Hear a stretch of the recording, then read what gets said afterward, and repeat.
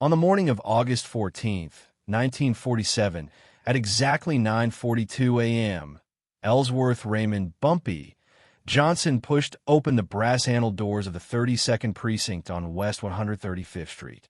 He wore a charcoal gray suit, perfectly pressed. No weapon, no briefcase, no entourage, just empty hands. 18 officers were present that morning. Desk Sergeant William Corrigan looked up from his paperwork. Patrolman Dennis O'Malley, who'd been drinking coffee near the holding cells, stopped mid-sip.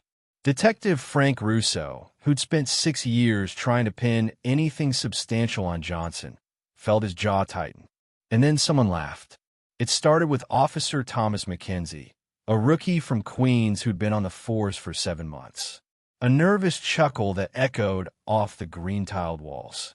Then Officer Harold Benson joined in. Within seconds, the laughter spread through the station like a match dropped in gasoline. 18 voices, varying degrees of contempt and amusement, filling that cramped municipal building in the heart of Harlem. They laughed because they thought they knew what was happening.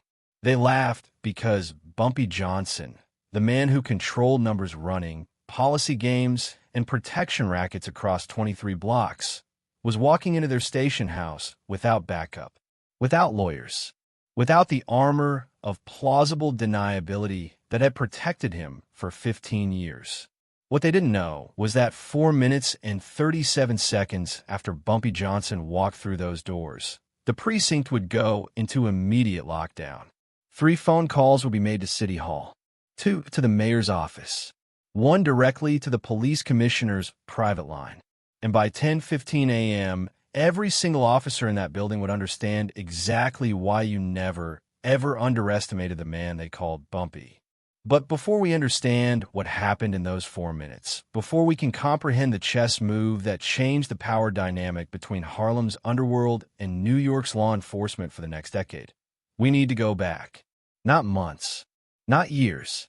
We need to go back to 1932, to a 14-year-old girl named Clara Pettigrew, and to the night that planted seeds no one could see growing in the dark. Harlem 1947 wasn't the Harlem of the Renaissance anymore. The jazz clubs still played. The Apollo still drew crowds. But the neighborhood that had promised Black Americans a piece of dignity in the 1920s had become something harder, something colder. By 1947, Harlem housed approximately 285,000 people in a 3.5 square mile area. The population density was 233 people per acre, nearly twice that of the rest of Manhattan. 73% of residential buildings were classified as deteriorating or dilapidated by the city's own housing authority. The average apartment held 5.2 people. Some held 12. Police precincts in Harlem, the 28th, 30th, 32nd, and 34th, had a combined force of approximately 620 officers. Of those, in 1947, fewer than 14 were Black. The rest were Irish, Italian, Polish. Men who saw Harlem as a posting, not a home. Men who lived in Queens, the Bronx, Staten Island. Men who clocked in, collected their pay, and left. Ellsworth, Bumpy Johnson understood this geography better than any map could show him. Born in Charleston, South Carolina in 1905, he'd arrived in Harlem in 1919 at age 14. By 1930, he was running numbers for Stephanie St. Clair, the legendary Madam Queen, who'd built an empire before most men learned to count cards. By 1935, when the Italian Mafia tried to muscle into Harlem's policy operations, Bumpy had become the bridge, the negotiator who could speak both languages, who understood both streets and boardrooms. He wasn't the biggest, he wasn't the flashiest, but he was the smartest. And in 1947, at 42 years old, he controlled an estimated $8 million in annual revenue flowing through Harlem's underground economy. Policy games, numbers running, protection services. He employed over 300 people directly. Indirectly, his operations fed thousands of families. But here's what the textbooks don't tell you. Bumpy Johnson also ran the most comprehensive street intelligence network in New York City. Information flowed to him like water finding cracks in concrete. Who got arrested? Who got released? Who was talking? Who was silent? Which cops took bribes? Which judges could be swayed? Which prosecutors had ambition? And most importantly, who was vulnerable? That's where Clara Pettigrew comes in. In 1932, Clara was 14 years old, walking home from her aunt's apartment on Lenox Avenue at approximately 8:30 p.m. She never made it. According to the report filed 3 days later, case number 32 to 4456, Clara was found in an alley behind a bakery on 138th Street. Bruised, traumatized, unable to speak coherently for 6 days. 2 witnesses saw a police vehicle in the area around the time of the incident. A third witness, whose statement was never officially recorded, claimed to have seen Officer Dennis O'Malley entering the alley approximately 15 minutes before Clara was discovered. No charges were ever filed. No investigation was ever completed. The case was marked insufficient evidence and buried in the 32nd Precinct's filing system. Clara's mother, Delilah Pettigrew, worked as a laundress. She made $11 a week. She had no lawyer, no political connections, no voice that anyone with power would hear. But Bumpy Johnson heard. He didn't act immediately. That wasn't his style. Instead, he did what he always did. He collected information. For 15 years, from 1932 to 1947, Bumpy's network quietly documented every complaint, every incident, every whispered story about Dennis O'Malley and the 17 other officers who worked the 32nd Precinct. There was Officer Harold Benson, who in 1938 was accused by a shopkeeper named Marcus Green of stealing $200 during a routine inspection. The complaint disappeared. There was Detective Frank Russo, who in 1941 arrested a numbers runner named James Quick Phillips and, according to 3 witnesses, beat him so severely that Phillips lost hearing in his left ear. The witnesses recanted their statements within a week. There was Sergeant William Corrigan, who signed off on 47 arrest reports between 1939 and 1946 that listed resisting arrest as the primary charge. 47 black men, all injured during booking, none of whom ever saw trial. Bumpy didn't just collect these stories. He documented them. Dates, times, badge numbers, witness names, medical records where they existed. He built case files that would make prosecutors weep with envy. And then he waited, because Bumpy Johnson understood something that most criminals never learn. Violence is temporary, but information is forever. You can threaten a man and he'll comply for a day. You can hurt a man and he'll fear you for a month. But if you know a man's secrets, if you know what he's done, who he's hurt, what he's buried, you own him for life. By August 1947, Bumpy Johnson owned the 32nd Precinct. They just didn't know it yet. The summer of 1947 was brutal in New York. Temperatures hit 94 degrees on 11 separate days in July. The heat pressed down on Harlem like a hand on the back of your neck. Tempers shortened. Mistakes happened. On July 23rd, at approximately 2 a.m., a policy runner named Raymond Sweet Ray Jackson was arrested outside the Palm Cafe on Lenox Avenue. The arresting officers, Dennis O'Malley and Thomas McKenzie. The charge, possession of policy slips, a misdemeanor that typically resulted in a night in jail and a $50 fine. Raymond Jackson was found hanging in his cell at 6:47 a.m. The official report called it suicide. The unofficial whispers called it something else entirely. Raymond Jackson worked for Bumpy Johnson. At Jackson's funeral on July 29th, 237 people attended. The service was held at the Abyssinian Baptist Church, where Reverend Adam Clayton Powell Jr. delivered a sermon that never mentioned Jackson's occupation, but spoke at length about justice, dignity, and the value of every human soul. Bumpy Johnson sat in the back row. He didn't speak to anyone. He didn't make a scene. But everyone in that church knew he was there, and everyone understood what his presence meant. 3 days later, on August 1st, a lawyer named Theodore Watkins received a phone call. Watkins was a black attorney who'd graduated from Howard University Law School in 1934 and had spent the past 13 years building a quiet practice in Harlem. Wills, property disputes, small criminal cases. Nothing flashy. Nothing that drew attention. The voice on the phone told Watkins to be at 461 West 145th Street at 7 p.m. Come alone. Bring a briefcase and a notary seal. Watkins arrived at 6:55 p.m. The building was a brownstone, well-maintained, with lace curtains in the windows. A man he didn't recognize opened the door and led him to a second-floor study where Bumpy Johnson sat behind a mahogany desk. For the next 4 hours, Watkins reviewed documents, police reports, witness statements, medical records, affidavits, photographs, 15 years of evidence, meticulously organized, cross-referenced, and verified. When Watkins finally looked up from the papers, his hands were shaking. He started, then stopped. If this gets out, it won't, Bumpy said quietly. Not yet. Not unless they make me. Make you? Bumpy leaned back in his chair. They've been pushing, testing boundaries, taking more than they're owed. They think because they wear badges, they're untouchable. They think because we're black, we're powerless. You want to expose them? I want to remind them, Bumpy corrected, that power doesn't come from a badge. It comes from knowing when to use what you know. Watkins was silent for a long moment. Then he asked the question that mattered. What do you need me to do? Notarize everything. Put it in order. Make it legally bulletproof. Then lock it in a safety deposit box at the Carver Federal Savings Bank. Give me the only key. And if something happens to you? Bumpy smiled, but there was no warmth in it.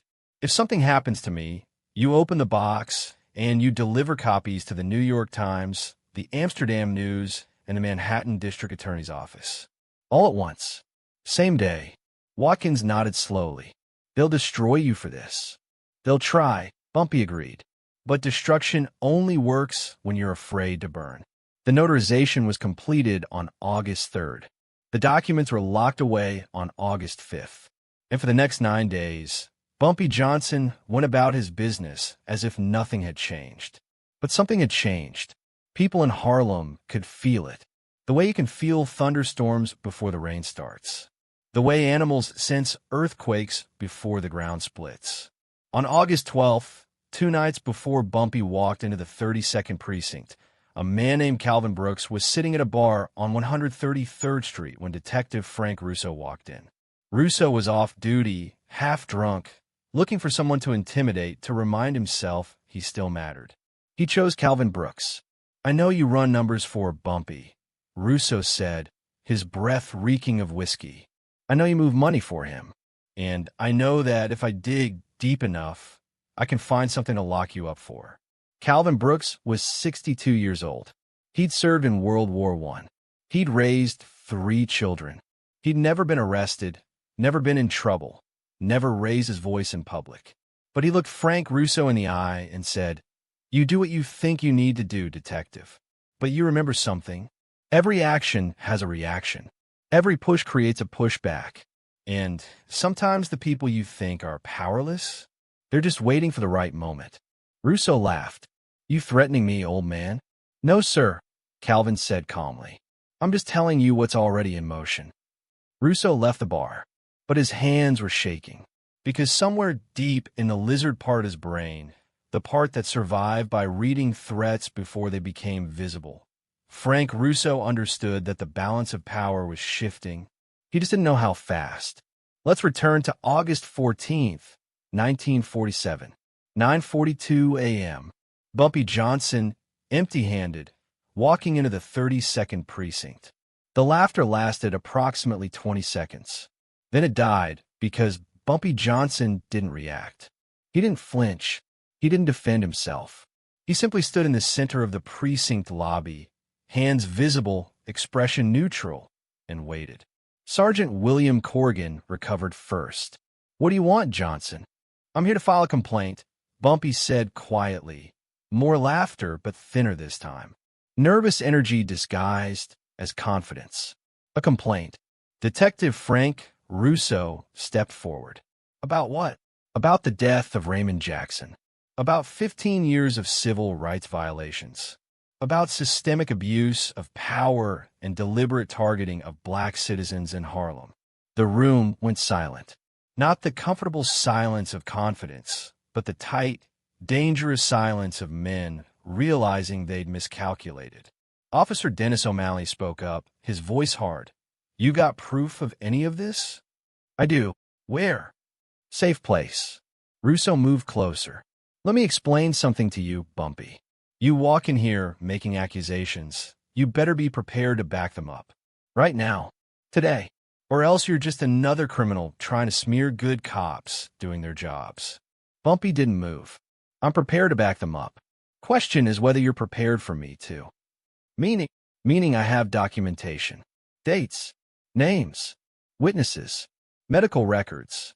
Photographs. Notarized statements. 15 years of evidence showing a pattern of abuse, corruption, and violence against the people of Harlem. The silence stretched. Officer Thomas McKenzie, the rookie who'd laughed first, looked confused. "If you have evidence, why haven't you brought it forward before?" Bumpy turned to look at him. "Because I wanted to give you all a chance to change. To be better. To remember that the badge you wear is supposed to mean something. And now," Sergeant Corrigan asked, his voice careful, "now I'm giving you a choice.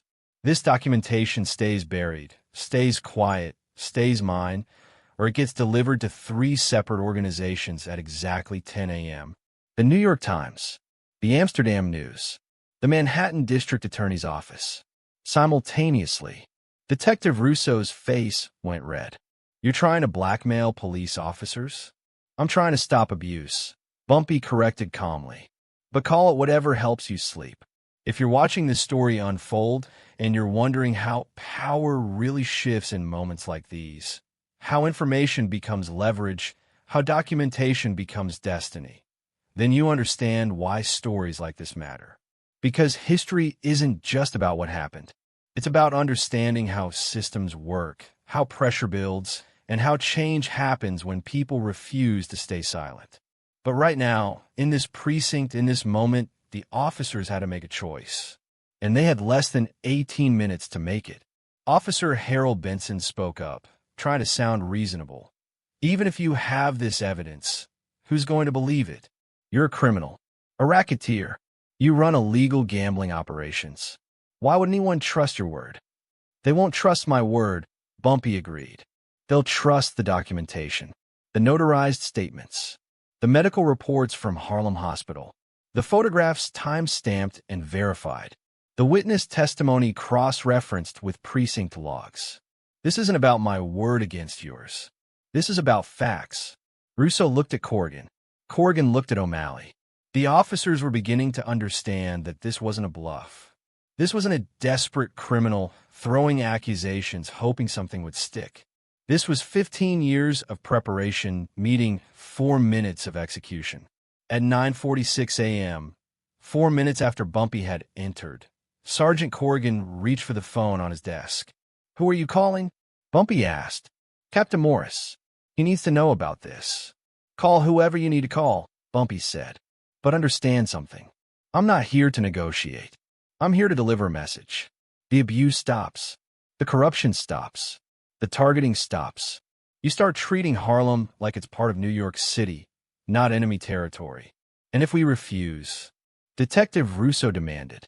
Then at 10 a.m., 3 organizations receive complete documentation of every civil rights violation, every case of excessive force, every incident of corruption that this precinct has engaged in for the past 15 years. They'll have names, dates, badge numbers, witness statements. They'll have everything they need to launch investigations, file charges, and destroy careers. "You destroy your own operations," Officer McKenzie protested. "If this comes out, the spotlight's on Harlem. They'll investigate everything, including you." Bumpy smiled slightly. "You think I didn't consider that? You think I'm not willing to sacrifice my operations to stop what's been happening? Son, I've been to prison. I've been shot. I've lost people I cared about. You want to know what scares me? It's not prison. It's not death. It's watching what happened to Clara Pettigrew happen to someone else, and knowing I could have stopped it. The name hit like a physical blow. Dennis O'Malley went pale. Several officers looked away. Sergeant Corrigan put down the phone. How do you know about? I know about all of it, Bumpy interrupted. Clara Pettigrew, 1932. Marcus Green, 1938. James Phillips, 1941. Raymond Jackson, 3 weeks ago.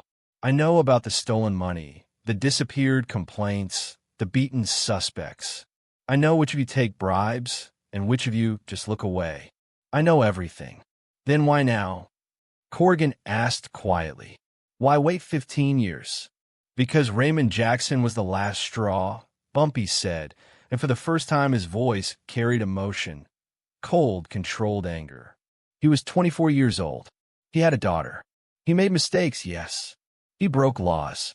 But he didn't deserve to die in a cell while you all wrote suicide on a report and moved on with your lives. The precinct was completely silent now. 18 officers, various ranks, various ages, all frozen in a moment they hadn't seen coming. At 9:49 a.m., Captain James Morris entered the precinct through the back entrance. He'd been called at home, told there was an emergency, and arrived to find his officers standing in a rough semicircle around Ellsworth Bumpy Johnson. Someone want to explain what's happening? Morris demanded. Bumpy turned to face him. Captain Morris. Good. You should hear this too. And he repeated his message. The documentation. The deadline. The choice. Captain Morris listened without interrupting. When Bumpy finished, Morris asked one question. Can you prove the documentation exists? Bumpy reached into his jacket pocket, slowly, carefully, hands visible. Every officer in the room tensed. But what he pulled out wasn't a weapon. It was a single photograph, time-stamped, notarized, showing Officer Dennis O'Malley entering an alley on September 18, 1932, at 8:23 p.m. He handed it to Captain Morris. Morris studied the photograph for a long moment. Then he looked at O'Malley. This you? O'Malley opened his mouth. Closed it. Opened it again. I don't remember. It's you, Morris said flatly. Then he looked at Bumpy. If we agree to your terms, the documentation stays buried? Permanently. And if we don't, then at 10 a.m., everyone knows. Captain Morris checked his watch. 9:53 a.m. 7 minutes. He walked to his office without speaking, closed the door, and made 3 phone calls. One to the police commissioner, one to the mayor's office legal counsel, one to his union representative. At 9:58 a.m., Captain Morris emerged from his office. His face was unreadable. He looked at Bumpy Johnson and said, The precinct is on lockdown until this is resolved. No one enters. No one leaves. He turned to Sergeant Corrigan. Lock the doors. Then to Bumpy. You're going to wait in interview room 2 while we verify your claims and discuss our options. Bumpy nodded. I'll wait. But the deadline doesn't change. 10 a.m. We're aware. Officer Thomas McKenzie escorted Bumpy to the interview room, a windowless 10 by 12 space with a metal table, 3 chairs, and a 2-way mirror. Bumpy sat down. McKenzie closed the door and locked it. In the main precinct area, the officers gathered. Not in formation, not organized, just men standing together, trying to process what had just happened. Detective Russo spoke first. He's bluffing. He has to be. There's no way he's been documenting us for 15 years. You saw the photograph, Captain Morris said quietly. One photograph doesn't prove. It proves he has at least one piece of evidence. And if he has one, he might have more. Officer Benson asked the question everyone was thinking. What do we do?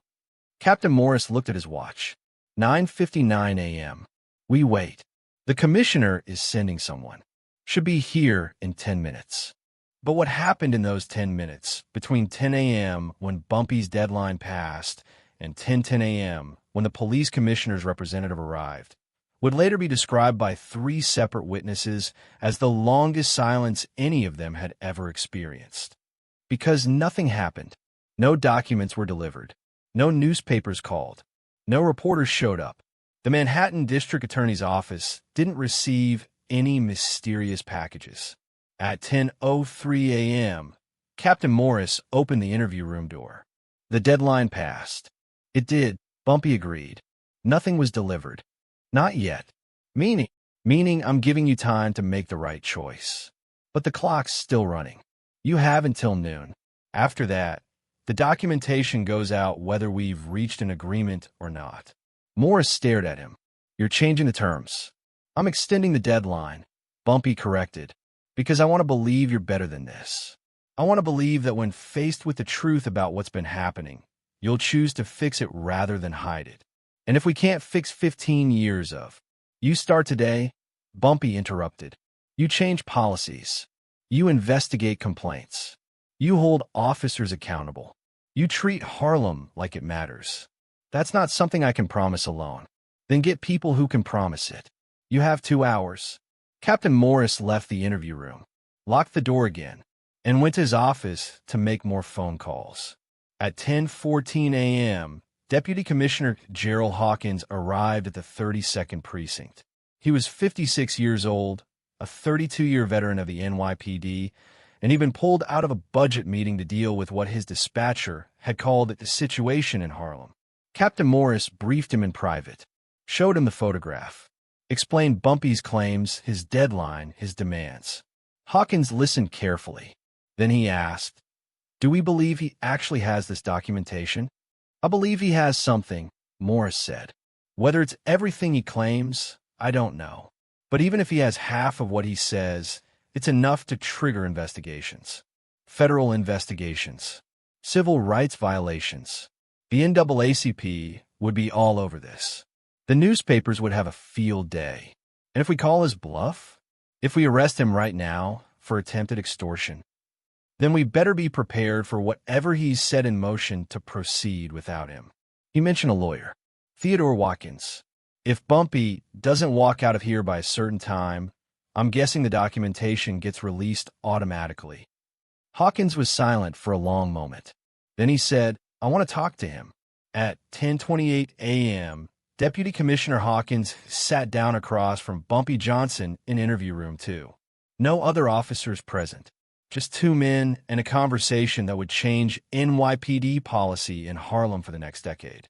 "Mr. Johnson," Hawkins began, "I've been briefed on your claims.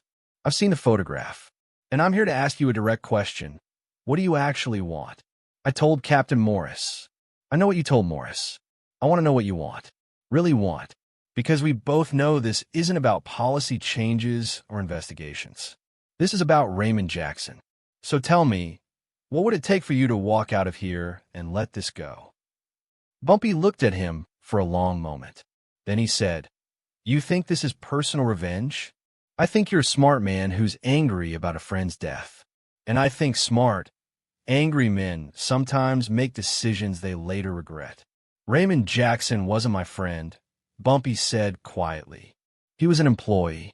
I barely knew him, but he was a human being. He had a family. And he died in a cell while your officers wrote suicide and moved on.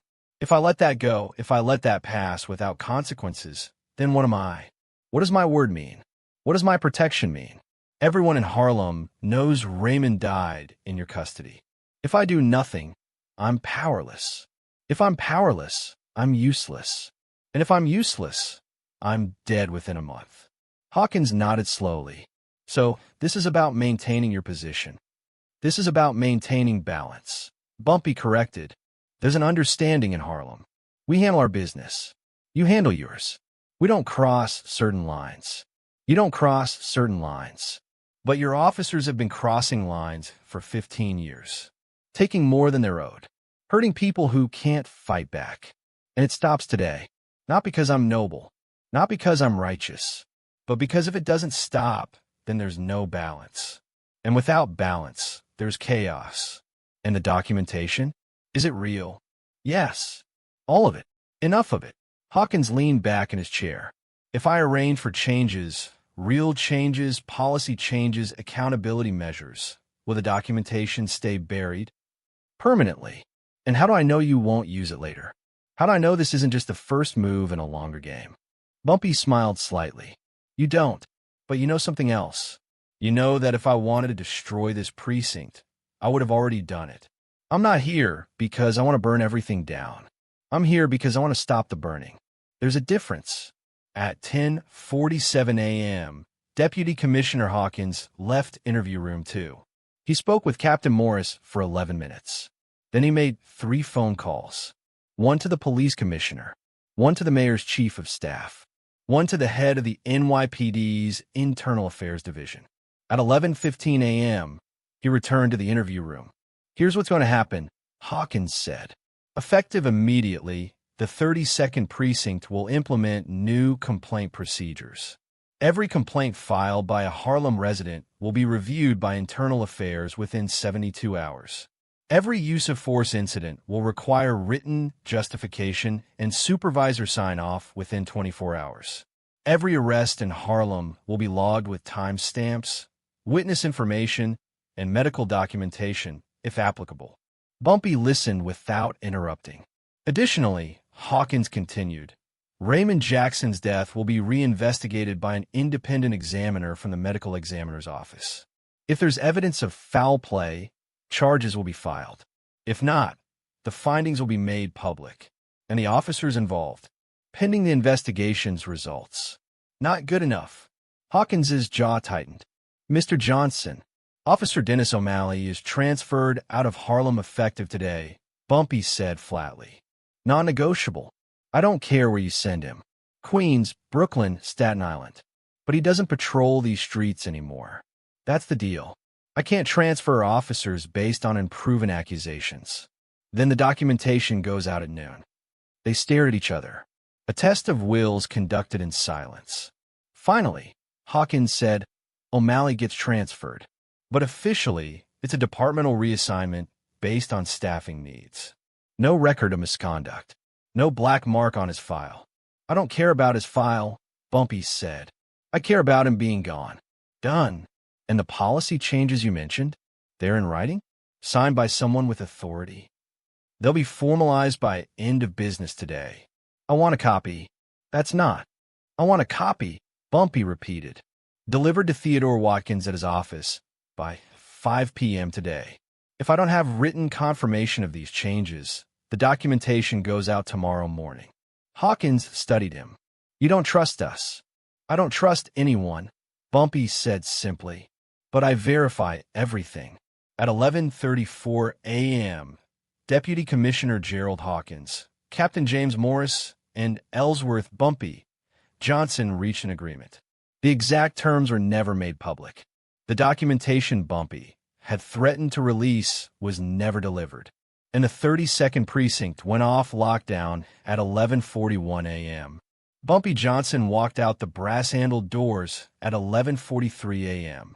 Same gray suit, same empty hands, same neutral expression. But something fundamental had changed, and everyone in that precinct knew it. Officer Dennis O'Malley was transferred to the 112th Precinct in Forest Hills, Queens, on August 18, 1947.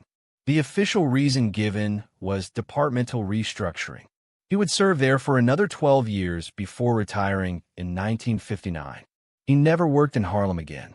The investigation into Raymond Jackson's death was completed on September 3, 1947. The independent medical examiner found evidence consistent with both suicide and potential foul play, but ultimately concluded that the cause of death could not be definitively determined. No charges were filed. However, the investigation's findings were published in the Amsterdam News on September 11th, marking the first time a Harlem resident's in-custody death received public scrutiny. The policy changes Deputy Commissioner Hawkins promised were formalized on August 15, 1947, one day after Bumpy's visit to the precinct. A copy was delivered to Theodore Watkins's office at 4:37 p.m. that afternoon. Watkins notarized the document and placed it in a safety deposit box alongside the other materials Bumpy had compiled. But the real changes, the ones that mattered most, were quieter, harder to document, felt rather than seen.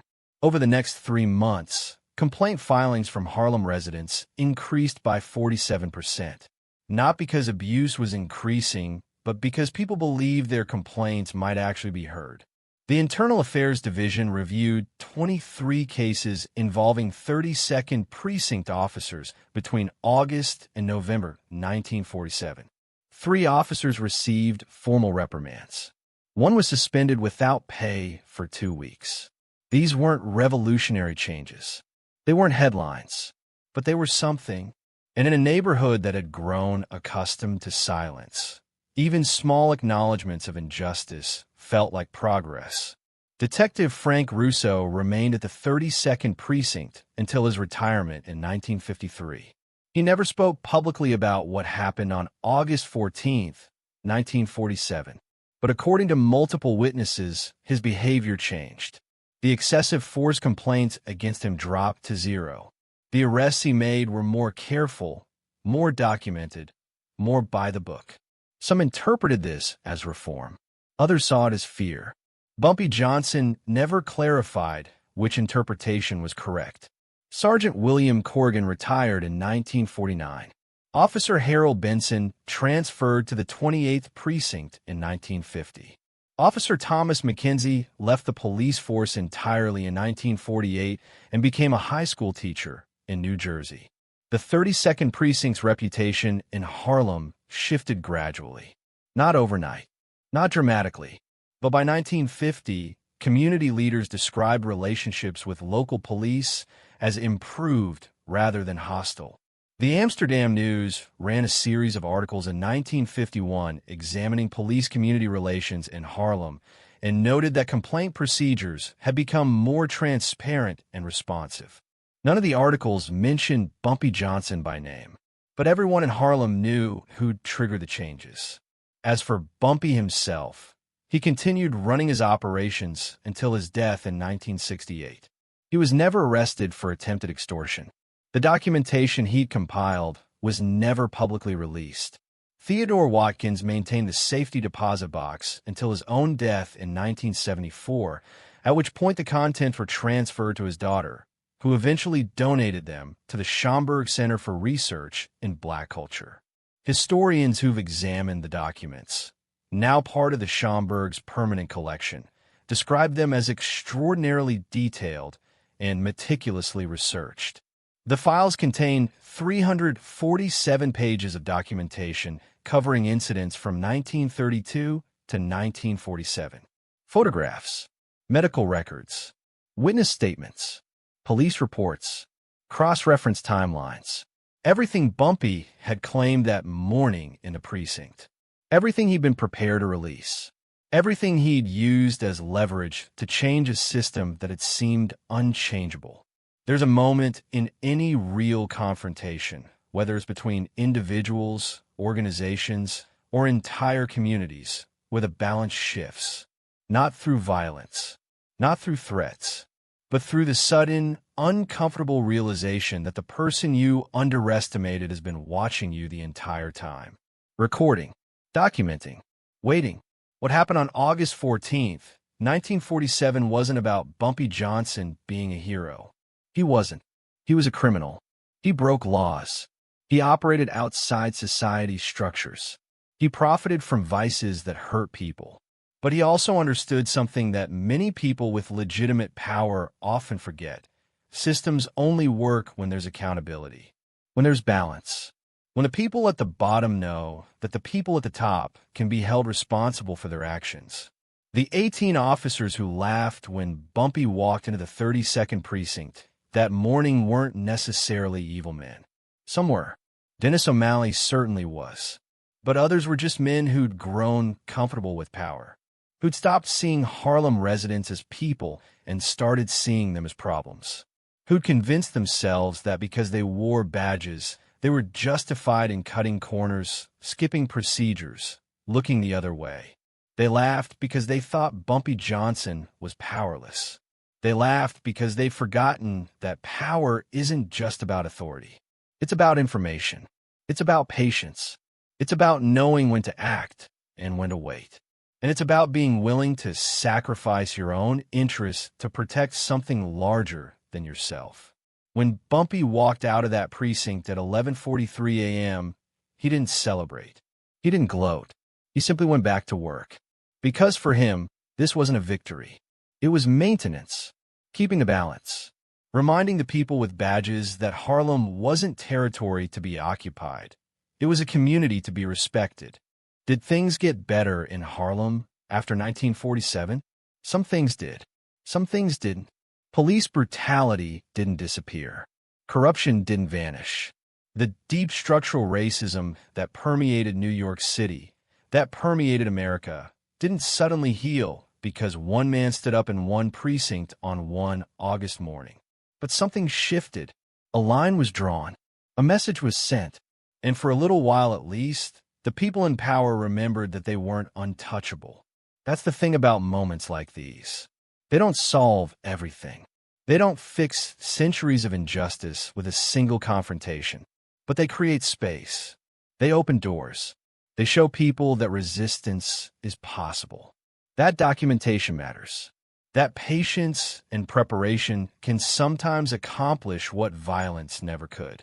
Clara Pettigrew, the 14-year-old girl whose assault in 1932 had started Bumpy's 15-year documentation project, never testified, never filed formal charges, never saw justice in any traditional sense.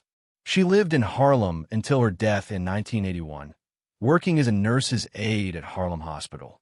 She rarely spoke about what had happened to her.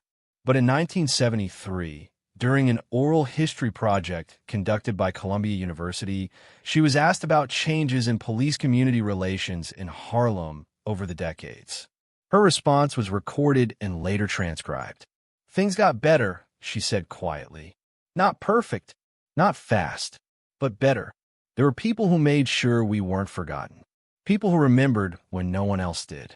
And sometimes that's all it takes. Someone remembering. Someone caring enough to write it down and hold on to it until the moment comes when it matters." The interviewer asked if she was referring to anyone specifically. Clara Pettigrew smiled. "I'm just saying there were people who looked out for us, who paid attention, who kept records. That's all." She never mentioned Bumpy Johnson by name. But her daughter, interviewed years later, confirmed that Clara had known about the documentation project, had known that someone was collecting evidence, had known that her story, her pain, her trauma, her injustice hadn't been forgotten. Sometimes that's enough. Not always. Not for everyone. But sometimes. On August 14th, 1947, 18 police officers laughed when Bumpy Johnson walked into their precinct empty-handed. For minutes later, they understood that empty hands don't mean powerless. They just mean prepared. And in a world where power so often corrupts, where authority so frequently goes unchecked, where injustice so regularly goes unanswered, sometimes the greatest threat isn't violence. It's truth, documented, verified, waiting, ready to be used the moment someone finally asks, "What do you really want to protect? Your reputation or your power?" Because you can't have both forever. Eventually, you have to choose.